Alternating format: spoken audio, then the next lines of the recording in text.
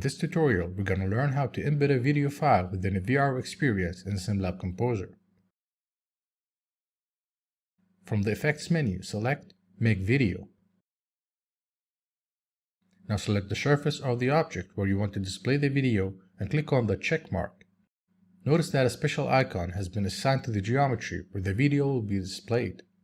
Select the object and from the Attributes panel to the right, open the VR Video tab. Click Browse to select the video file. Some of the options available for the video files are to play on start, play in loop, have interactive functions, or to be muted. Setting the video to be interactive will allow the user to play and pause the video during the VR experience. From the SimLab VR Viewer menu, select Show in Viewer to run the VR experience.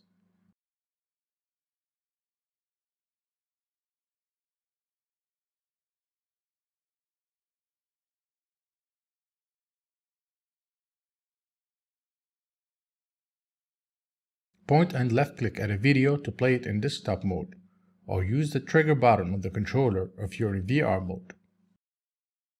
Use the same buttons to pause it and resume it.